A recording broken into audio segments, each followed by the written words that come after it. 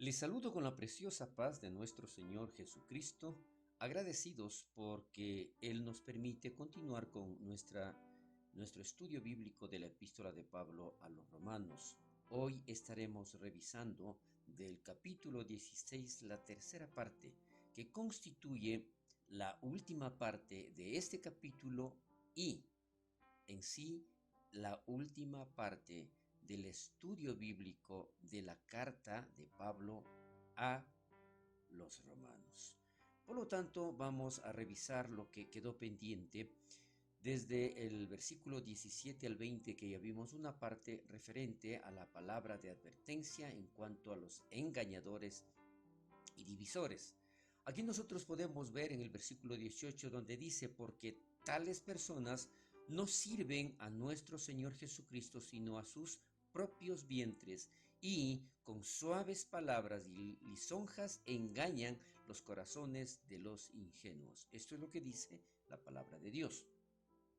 Y tomando la frase con suaves palabras y lisonjas engañan, la advertencia es necesaria porque estos divisores y engañadores no se anuncian a ellos mismos, usan suaves palabras y lisonjas y siempre apuntan a los ingenuos, usualmente a aquellos que son jóvenes en la fe, a aquellos que todavía no tienen el conocimiento necesario para poder discernir lo que en realidad la palabra dice. Entonces, al engañar los corazones de estas personas ingenuas que desconocen parte de la Biblia, esto muestra que los divisores y engañadores no afectan a todos. Ellos se aprovechan del desconocimiento de muchas personas. Entonces, no debemos esperar hasta que todos estén dispersos o engañados para que nos preocupemos por los divisores y los engañadores. Al contrario, nosotros tenemos que estar pendientes para que esto no suceda y preocuparnos por aquellos que aún son tiernos en la fe. No sirven a nuestro Señor Jesucristo, sino a sus propios vientres, dice la palabra. Aquí los divisores y engañadores nunca quieren parecer egoístas. Típicamente se perciben a sí mismos como nobles encruzadas para una gran causa, pero, sin embargo, por más que aparenten hacer lo mejor, sus motivos son esencialmente egoístas y carnales, por lo que nosotros debemos tener mucho cuidado de esas personas, porque vuestra obediencia ha venido a ser notoria a todos. ¿Esto qué significa? Que en cuanto a los divisores y engañadores, no es que los romanos deben corregir una mala situación, ya están lidiando bien con estas situaciones. Pero aquí Pablo siente gozo por ello. ¿Por qué? De la forma como se da, dice, pero deben permanecer diligentes contra los ataques de los divisores y engañadores. No descuidar de esa tarea que ellos están haciendo y confundiendo a aquellas personas que están iniciando en el Evangelio.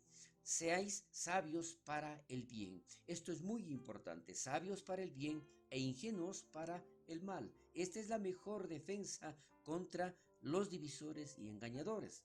Es más útil conocer el bien que conocer el mal. Aprender de lo ingenuo en lugar de lo falso. Es importante entonces aquí darnos cuenta cómo nosotros tenemos que aprender a discernir, porque de una u otra manera ya conocemos el bien.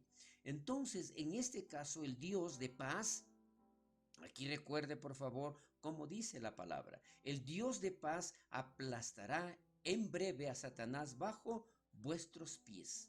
Quien realmente aplasta a Satanás es Dios a través de nosotros. Cualquier iglesia con la reputación de los romanos que se mantengan en guardia contra los divisores y engañadores verán a Dios aplastar en breve a Satanás bajo nuestros pies. Por lo tanto, nosotros podemos ver eso por la grandeza de nuestro Dios, por la fidelidad de nuestro Dios, por el amor de Dios a su iglesia, nosotros seremos el instrumento para que podamos ver a Satanás bajo nuestros pies. Vemos que Dios hace el aplastamiento, pero Satanás termina bajo los pies de los creyentes, bajo los pies de los que creen en el poder de Dios. Entonces aquí, ¿qué es lo que nosotros podemos ver? Por supuesto, esto no sucederá hasta que Satanás sea atado y arrojado al abismo. Que se entienda esto muy bien. Y está escrito allí en Apocalipsis 20, del versículo 1 al versículo 3, que dice la palabra de Dios. Vi a un ángel que descendía del cielo con la llave del abismo y una gran cadena en la mano. Y prendió al dragón, la serpiente antigua, que es el diablo y Satanás, y lo ató por 1000 años y lo arrojó al abismo y lo encerró y puso su sello sobre él para que no engañase más a las naciones hasta que fuese cumplidos los 1000 años. Y después de esto debe ser desatado por un poco de tiempo. Pero cada victoria, aquí nosotros vamos a ver, pero cada victoria que Dios gane por nosotros ahora es una vista previa de ese evento. Dios nos está dando la victoria. Entonces llegamos al punto de la conclusión y advertencia que se realiza a partir de este versículo 21 hasta la terminación de esta carta de Pablo a los romanos. Vamos a ver los versículos del 21 al 24 en donde dice: saludos de aquellos en Corinto con Pablo. ¿Qué es lo que sucede? Pablo se encontraba con algunas personas de allí en Corinto cuando él envía esta carta a los romanos, y entre ellos está Timoteo. Correctamente alcanza la primera mención, siendo uno de los asociados más cercanos y confiados de Pablo. Luego se menciona y dice: yo, Tercio, que escribí la epístola. ¿De quién se trata? ¿Por qué dice él así, yo, Tercio? Tercio era el escriba de Pablo mientras el apóstol dictaba la carta. Esta era la práctica normal de Pablo al escribir las cartas a las iglesias. Pero esta es la única carta en donde el secretario de Pablo, el escriba de Pablo, es mencionado por nombre. También se menciona a Gayo. Este hermano tenía tal reputación de hospitalidad que Pablo puede decir que le tenía como hospedador mío y de toda la iglesia. Era una persona que ayudaba mucho a la iglesia en ese entonces. Más adelante entonces vemos aquí a partir del versículo 25 hasta el 27. Como le indicaba, son los últimos versículos de este capítulo 16 y así también la terminación de la carta de Pablo a los romanos. La conclusión a la carta es la alabanza a Dios, el reconocimiento de todo lo que él pudo haber pasado en base a cómo Dios le preparó y le guió en toda esta situación. Dice: al que puede. Con todos los peligros que enfrentaban los romanos y cada iglesia, Pablo apropiadamente concluye al recomendarles al que puede confirmaros. Pablo también sabe que esto será hecho según mi evangelio y la predicación de Jesucristo. Entonces aquí él está mencionando, él está reconociendo que no es él, que es Jesús a través de su evangelio, en donde solamente a Pablo le permitió enviar estas cartas, porque quien inspira todo esto es el Espíritu Santo, según la revelación del ministerio. ¿Qué significa esto? Aquí Pablo da a entender esto como todo el plan de redención por medio de Cristo Jesús. A pesar de que Dios anunció gran parte del plan previamente por medio de la profecía, su obra final no fue evidente hasta que Dios la reveló por medio de Jesús. Aquí entonces vemos exactamente cómo trabaja Dios a través de su infinita misericordia. Él tiene un plan y lo manifiesta en ocasiones, como aquí se menciona. Él lo declara, Él lo indica a través de la profecía, pero hay partes en donde Él no conocía exactamente, me refiero a Pablo, no conocía cómo se iba a dar todo esto. Pero lo importante es la obediencia desde la fe. ¿Qué implica esto? Ahora, que el ministerio ha sido revelado por medio de la predicación del Evangelio. Estamos muy de acuerdo en eso.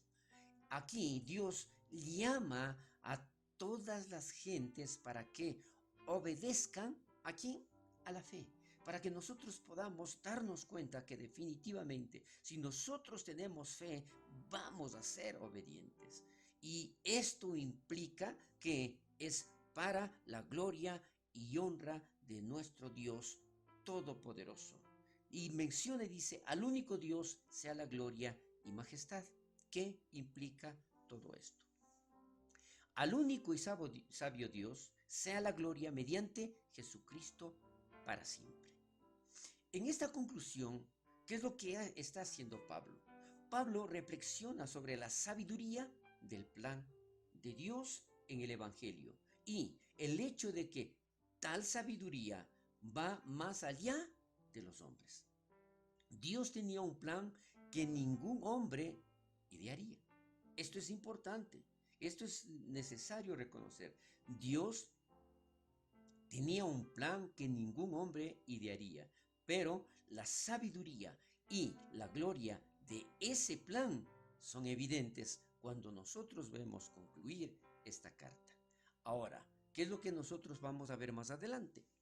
Es muy fácil ver cómo Dios se glorifica a través de esta carta y cómo Pablo reconoce que definitivamente es Dios manifestándose al usarle a él para escribir todo esto, el Evangelio de Jesucristo.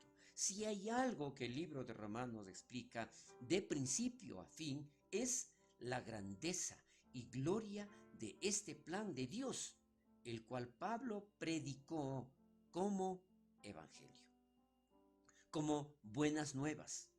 Es totalmente apropiado que Pablo concluya esta carta alabando al Dios de tal evangelio. Es así que nosotros también debemos reconocer que en muchas ocasiones Pablo no entendía, no sabía por qué tenía que pasar tantas circunstancias que ni siquiera imaginó. Pero es allí donde él también podía reconocer que era Dios tomando el control, que era Dios obrando en su vida, que era Dios manifestando y haciendo el milagro en todas esas vicisitudes que él tuvo que pasar. Pero es allí donde nosotros podemos darnos cuenta, viendo para o viviendo para la gloria de Dios. Esto es lo que hizo Pablo. Él vivía, él atravesó por muchas experiencias, como el naufragio y en fin, muchas cosas que él pasó, pero después de eso veía la gloria de Dios. Por lo tanto, y con esto estamos por concluir esta carta de Pablo a los romanos. El evangelio que Pablo predicó presentó al Dios que eligió glorificarse a sí mismo por medio de la persona y obra de Jesucristo. Que esto quede muy claro y que se glorificará a sí mismo de esa manera para siempre. Amén. Así es como concluye esta carta, esta maravillosa carta en donde nos enseñó de cómo en realidad nosotros también tenemos que vivir glorificando, alabando, bendiciendo y agradeciendo a nuestro Dios, porque nuestra confianza debe estar plenamente depositada en nuestro Señor Jesucristo, y al predicar su evangelio también ser parte de ese testimonio de todo lo que Dios puede hacer en nuestras vidas. Esto es lo que Dios ha hablado a través de este estudio bíblico de esta carta de Pablo a los romanos. Con esto concluimos el libro de Romanos. Bendiciones y hasta pronto.